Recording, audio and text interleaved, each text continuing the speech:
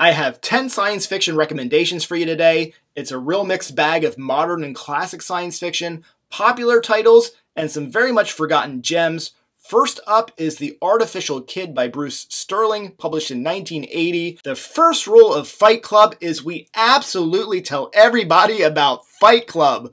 Well, not really a secret fight club, but in this dystopian world with a secret ruling government, amped up youths battle it out for the entertainment of the wealthy and the elite. The kid, born from the remains and memory of an old politician, is a nunchuck-wielding bad and has some tricks up his sleeve that give him a considerable advantage. The kid is at times relatable, but his vanity and selfish behavior get in the way of really embracing him. But what can you expect with these reality stars? There's a bit of time spent on the characters and their backstories that do slow the middle of the book a bit, but the early third of the book is really great fun, and the last third delivers some interesting stuff to think about. The world that Sterling presents is interesting, imaginative, and at times, fantastical. House of Suns by Alastair Reynolds, published in 2008. This is large-scale, far-future space opera. The setting is many millions of years in the future, and humanity is spread across the galaxy. There are alien races, machine-based life, and highly advanced technology. In House of Suns, a woman, Abigail, clones herself into what are referred to as Shatterlings. The Shatterlings each have their own personalities, and they set off across the universe to have unique experiences. They meet up every 200,000 years and have reunions and kind of share what they've been up to. The story spans many millennia. Things get interesting and conspiratorial when an attack happens on the reunion world, and then this spurs a whodunit with some wild interrogation techniques, and eventually an unbelievable space chase spanning more than 50,000 light years. This is a great entry point to reading Alastair Reynolds' work. It is sure to impress. Cat's Cradle by Kurt Vonnegut, published in 1963. The narrator, John, is a writer, and he's researching the atomic bomb in Hiroshima and the scientists who have developed the bomb. There are definitely vibes of one of Vonnegut's favorite mantras, the one that most clearly appears in his iconic Slaughterhouse 5, and that is, accept the things that you cannot change, ... You'll recognize this in relation to the introduction of Particle Ice 9, also created by one of the Hiroshima bomb scientists. This particle, just by touching a body of water of any size, is capable of immediately freezing it.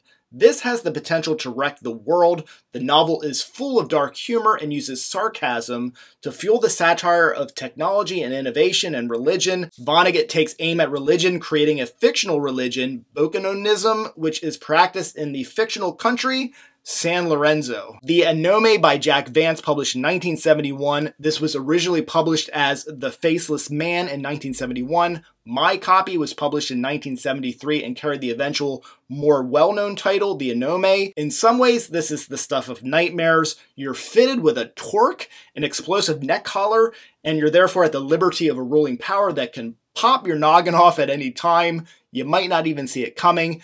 Turn the terror dial up to level 10. The power of the faceless ruler of the planet Shant is absolute because of these control collars.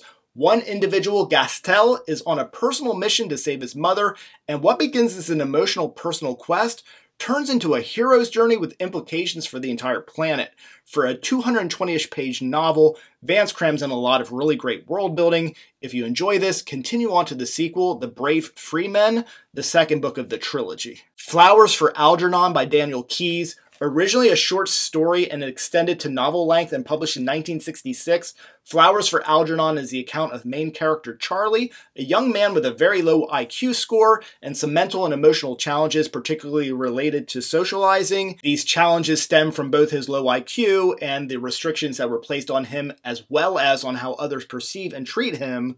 Charlie undergoes a radical experimental operation that significantly raises his IQ. The story is told through journal entries and progress reports from Charlie's perspective. The reports become more clear as Charlie's emotional state and IQ improve. Most powerful in the story, for me, was Key's ability to shine a light on the masks that people wear, why they wear them, and what is revealed when the masks are removed. The City and the City tied with Paolo Bacigalupi's The Wind-Up Girl for the 2010 Hugo Award.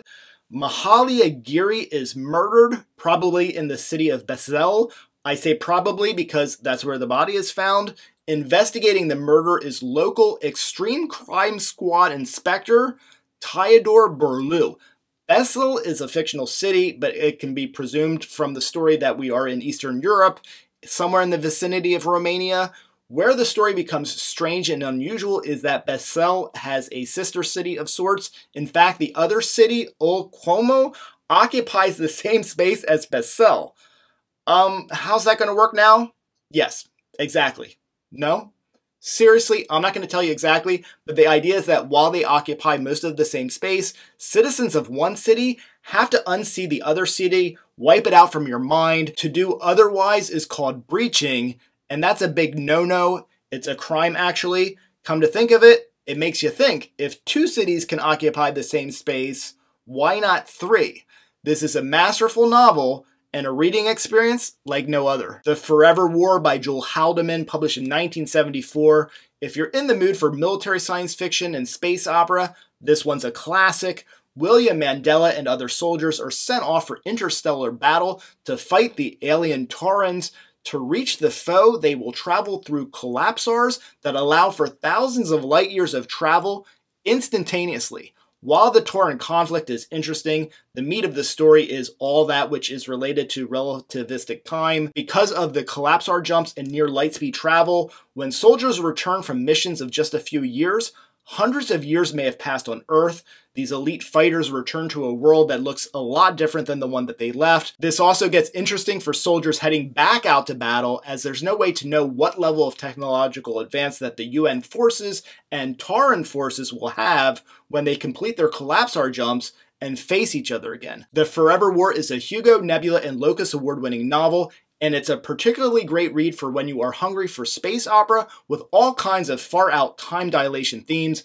I'll have a full review of this book up in the near future. A Scanner Darkly by Philip K. Dick, published in 1977. Drug abuse is center stage in this future 1994 Orange County, California. Drug culture is pervasive, and the flavor of the time is the fictional drug Substance D, or the slow death. Substance D is a highly addictive psychotropic. Dick introduces a community or subculture of drug users and the undercover cop who gets lost in it. This drug is nasty. Among other things, it will make you think that you are covered in bugs and being bitten up. This central character, the cop, Bob Arctor, becomes addicted to Substance D, and succumbing to an altered reality, anxiety builds as we witness the effect of the drugs that they're having on him and the tensions regarding whether his cover will be blown or not. If you're interested in Dick's work and you want to avoid the more spacey tech stuff, this will be a compelling read for you. Return from the Stars by Stanislaw Lem, published in 1980. This also had a great time dilation setup with the main character, an astronaut, returning to a risk-averse, content, somewhat utopian Earth after 10 years. 127 years have passed on Earth, and the Earth isn't really into space exploration anymore. This is a great thought-provoking novel from Lem. If you enjoyed Joel Haldeman's The Forever War and the culture shock elements, you're going to get along nicely with Return from the Stars. Like William Mandela in Forever War, protagonist Hal Bragg is unusual and is an outcast. The Secret of Sinharat by Leigh Brackett, published in 1964. I'd recommend this to those who like action and adventure of the sort akin to Indiana Jones and John Carter of Mars. This is a solid, overlooked 60s pulp space opera fantasy adventure. Eric John Stark is the not-perfect protagonist. He's arming the sort of rebels against the dastardly mining conglomerates on Venus. Earth police snatches him up with an ultimatum: spy for us or face the consequences. This is where the really pulpy action spy thriller really takes off. If you avoid hard sci-fi and prefer something more along the lines of space adventure and an outlaw against all odds and shoot-'em-up conflict, take this for a spin. It won't take you more than a day or two to read. Thank you for watching. I'm Michael Everts, and this is Fit to be Read.